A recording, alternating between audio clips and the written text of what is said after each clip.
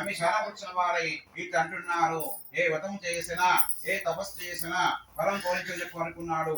అందరకు అప్పుడు ఆ మహాముని అంటున్నాడు, ఓం సూతమామని ఓ మున్నారా పూర్వమొకప్పుడు నరమహాముని శ్రీ మహావిదుష్లకు పూరగా చెప్తానండి. పూర్వమొకప్పుడు నరమహాముని తరచు మార్గవశమున భూలోక వచ్చినాడు. నరమహాముని భూలోకమున మాడుపడుతున్న కష్టం చూసి వీరి కష్టాలు ఎటు తొలుగుతాయని ఆలోచిస్తూ విష్ణువుకు వెళ్ళిపోయినాడు. నరమహాముని విష్ణులోకములో చితుకుండును తెల్లని శరిఛాయగలవాడును శంఖము చక్రము గలాపద్మము మొదలగు అలంకరణ చూచి ఆ స్నేహం చూచి పాఠించినాడు. మనసుతో ఇంచులు గాని వాకుతో ఇంచు గాని శోకం గాని అయితమైన రూపం గలవాడ ఆది మధ్యాంతరైత నిర్గుణమైన సుగాత్వంటియు ఆది కృష్ణవంతియు భక్తుగా తొలగించినట్టి ఓ శ్రీనారాయణ మీ భక్తులు నమస్కరిస్తున్న స్వామి వారికి నమస్కారం చేస్తున్నారు. కాశీయాదూతుని ఇటు అంటున్నాడు, ఓ నరమహాముని నీ వచ్చిన కారణం ఏమిటి? నీ కోరిక తీరుస్తాను చెప్పమని అడిగినాడు. అందులకు శ్రీ మహాముని చూసి, ఓ ద్రక్షక భూలోకమున మానవులు నాలుగుచు నానావిధ కష్టములు అనుభవిస్తున్నాడు. అందులకు శ్రీ అని చెప్తున్నాడు, ఓ నరమహాముని నీవు లోకరహితమి చక్కర విషయమైనావు. అందులకు ఒక వశం కలదు, అదే సత్యవతం చెప్తున్నాడు. అవి నాకు అంటున్నాడు, ఓ దామోదర ఈ వ్రతం ఆచరించడం వల్ల ఏ ఫలితం వస్తుంది? ఈ వ్రతం ఎలా చెయ్యాలి? ముందెవరు చేసుకున్నారా అని అడిగినాడు. అందులకు అప్పుడు శ్రీ అని చెప్తున్నాడు, ఈ సత్యవతము దుఃఖం నివారణ చేయను, సకలేశ కలిగను, సంతానం కలుగును, సర్వత్రా జయ ప్రముగా ఉండును. ఈ వ్రతము వైశాఖ మాసం ముందు గాని కార్తీక మాసం ముందు గాని మాఘ మాసం ముందు గాని ఒక శుభదిన ఆచరించుకును. కష్టము సంభవిస్తున్నప్పుడు దరిద్రముతో బాధపడుచున్నప్పుడు ఈ వ్రతం చేస్తే చాలా మంది చెప్తున్నాడు, ఓ నరమహాముని ఈ వ్రతమును శక్తి గలవారు ప్రతినిధి చేసుకోవచ్చును, లేదా సంవత్సరానికి ఒకసారైనా ఈ వ్రతం చేసుకోవచ్చును. ఈ సత్యవ్రతము పౌర్ణమి గాని ఏకాదశి నాడు గాని రవి సంక్రమంతు గాని సూర్యునికి పూర్వమే నిద్రలేచి కాలకృత్యం నెరవేర్చుకొని సంధ్యాసులుగా ఉంచుకొని ప్రవర్తించే ప్రకారముగా సూచి నిత్య భక్తు దేవాదేవ సత్యాప్రభు నీ అనుగ్రహం పొందుటకే మేము ఈ వ్రతం చేసుకునే మన స్వామి మనసులో నమస్కారం చేసుకోవాలి. ఆ విధంగా సంకల్పం చేసి మధ్యాహ్న కాలం ముందు కర్మాశ్రయించుకొని సాయంకాలం స్నానం చేసి రాత్రి ప్రారంభ కాలంలో ఈ వ్రతం చేసుకోవచ్చును. పూజాస్త్రమును గోముఖానికి శుద్ధి చేసి మరి పిండి మొదలకు 5 రంగులతో ముగ్గులు పెట్టి దానిపై నూతన వస్త్రం ధరిసి దానిపై బియ్యం పోసి దానిపై కలశం ఉంచను. ఆ కలశము వెండితో గాని రాగితో గాని తుదకి ఇత్తలు లేదా మట్టితో గాంచెవను. లోకత్ర మార్పును చూపరాదు. మరి యథాశక్తి అని ఆచరించను. ఆ కలశం మీద మరొక కొత్త వస్త్రాన్ని పరచడను. ఆ నూతన వస్త్రం మీద సత్య ప్రతిమించడను. ఆ ప్రతిమ ఒక కలశం బంగారంతో గాని అర్ధ కలశం బంగారం చేయించి పంచ దుదకు లేదా బావులు పంచి పంచాముతో అభిషేకం ఉంచి మండపానం ఉంచడను.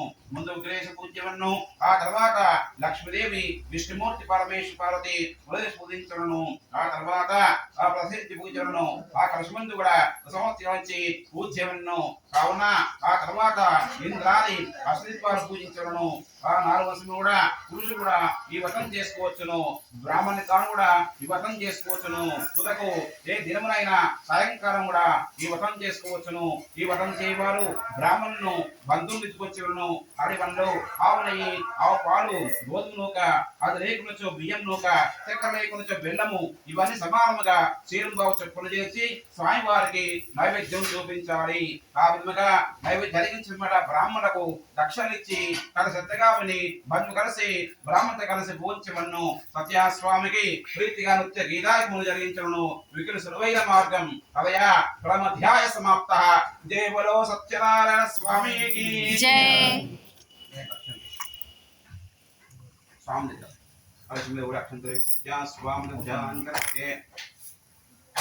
అమ్మా కొబ్బరిగా కొట్టండి.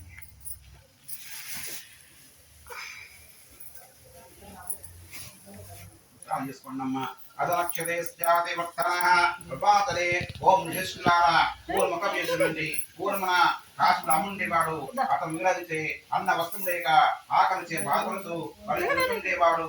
ఆ భగవానుడు బ్రాహ్మణుడిగా ఉన్న ఆ బ్రాహ్మణుడి మీద దుర్భరమైన కష్టం చూసి తాను కూడా ఉత్తమంతుల వాడై ఆ బిడ్డ బ్రాహ్మణుడు పోయి అంటున్నాడు, ఓ ప్రభు, నేను వ్యక్తిని చాలా కష్టపడుతున్నాను, బిడ్డ జీవిస్తున్నాను, నాకు ధనియుక్తం అడిగినాడు.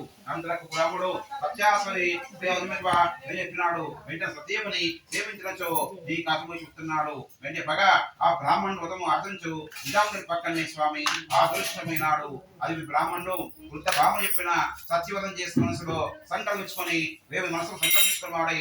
ఆ రాత్రి ఉత్సవం వలన నిద్రాబోగా ఎట్లో కాలం గడిపి మరునాడు ప్రాతకాలం అని తెలిసి నిత్యకొచ్చి నిలవచ్చుకున్నాడు. ఆ తప్పక వ్రతం చేసుకుంటున్నాడు.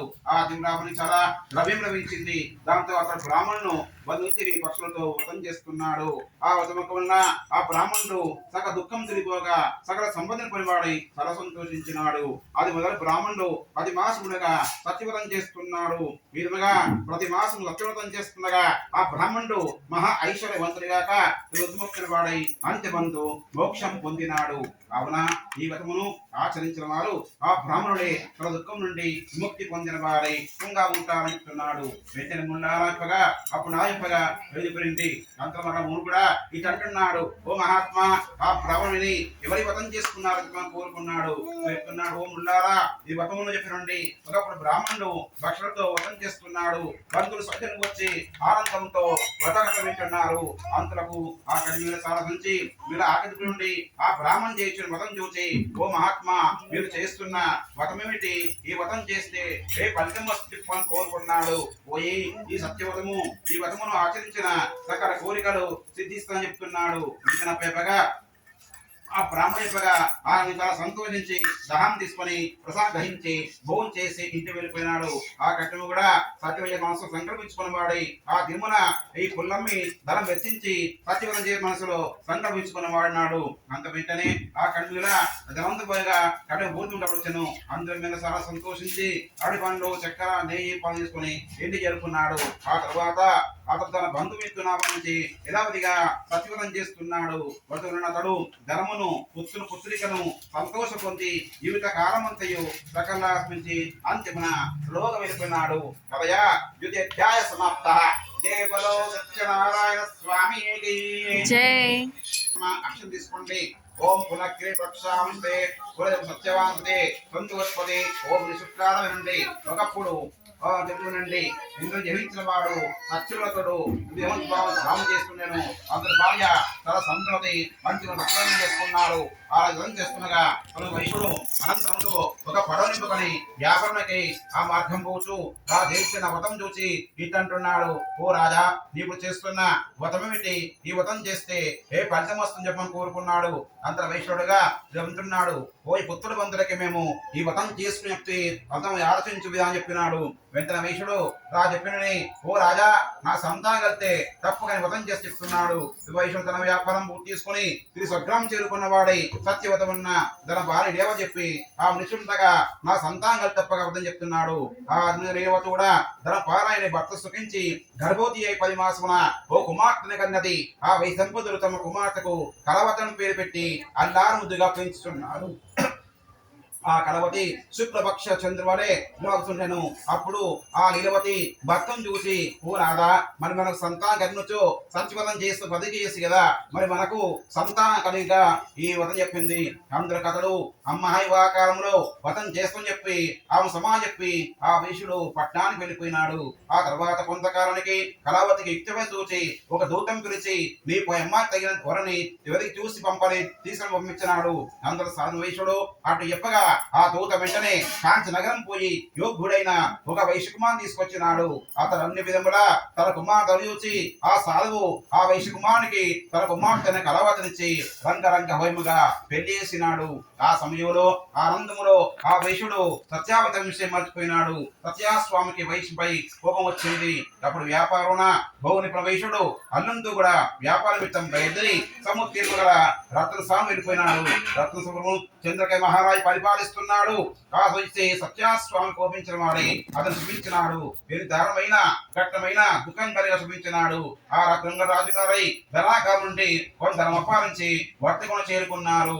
ఆ రాజభట్లు కూడా ఆ దొంగలు పట్టుకుంటకు నాలుగు మూల వెతుకొచ్చు తమ ధనం చూసి ఆ ధనమును వర్తకు పారిపోయినారు. ఆ రాజభట్లు కూడా అక్కడ ధనం చూసి ఆ నిశ్చయించి వారి కట్టి రాజభట్లు తీసుకుని పోయినారు. ఆ భట్టు కూడా రాజు చూసి ప్రభు ధనంతో కూడా చోరును పట్టుకొని తీసుకొచ్చినాము, విచారించి తగిన శిక్ష విధింపును అని విరమించినారు. ఎంత పాలించను వారి మాట వీరు వారు లేకపోయినారు. ఇంకను ఆ చంద్రకై మహారాజు ఆ వైశ్యుల పడవంతున ధనవంతుగా ఉంచుకొని సత్యస్వామి సావరణ ఆ వైశ్యుల యొక్క భార్య కుమార్తె మిగిలిన కష్టంలో పాలైనారు. వారి గృహమంతున ధనవంతయు దొంగడత్వం పోయినారు. మరియు లీలావతి రోగం వచ్చింది. మన విచారం అధికమైంది. చాలా కష్టపడుతున్నది. తిన్నాది లేక భిక్షమవుతున్నది. తలవంతు కూడా అన్నము లేక తిరుగుతున్నది. ఆమెకున్న ఆకలిగా ఉండి ఒక బ్రాహ్మణ్ చేరుకుంది. ఆ బ్రాహ్మణ సత్యవ్రతం చూసి ఆ వ్రతం పూర్తి అక్కడే ఉండి వ్రతం చూసి కథ స్వామి ప్రార్థించింది. కలవతి కూడా ప్రసాదం స్వీకరించేసరికి ఆ తల్లి కళ చూసి చెప్తుంది, ఓ అమ్మాయి ఇంత రాత్రికలను అందరూ కళావతి అమ్మా ఒక బ్రాహ్మణి గురుమున సత్యవరం జరుగుతుండగా చూచి వచ్చినాను. వ్రతం పూర్తిగా అక్కడే ఉండి కథ విని ప్రశాంతి చెప్పగా ఆ లీలవతి కూడా చాలా సంతోషించింది. ఆ మనసును సంకల్పించుకున్నది. ఆ వైష్ణవి భార్యవతి బంధుత్వం మీతో కూడుకుందై దైవత్తు సత్వతం చేసి ప్రభు మా అపరాధం మన్నించండి, నన్ను క్షమించండి, నా భర్తలు సుఖంగా ఇల్లు చేరినట్లు అనుగ్రహించి పాటించినారు. లీలావతి కూడా సత్యవతం చేయడం వలన ఆ స్వామి సంతుష్టుడై ఆ రాత్రి చంద్రకేతు మహారాజునకు కళ్ళ కనబడి కారాగారమున అన్యాయముగా బంధించబడిన ఆ వైష్ణవు ప్రాతకాలం అందే విడిచిపెట్టము, వారి ధనవంత వారికి ఇచ్చవేమో, లేకున్నచో నీవు సర్వనాశపై ఆ స్వామి ఆ దృశ్యమైనాడు. వెంటనే మరునాడు సూర్యమునే వెంటనే ఆ రాజు మంత్రి పురోహితులు ఇచ్చి సభ చేసి రాత్రి వచ్చిన కల సభని వారు చెప్పినాడు. వెంటనప్పుడు ఆ వైష్ణవుగా బంధించేసి పంపినాడు. వెంటనే నుండి బయట తీసుకొచ్చినారు.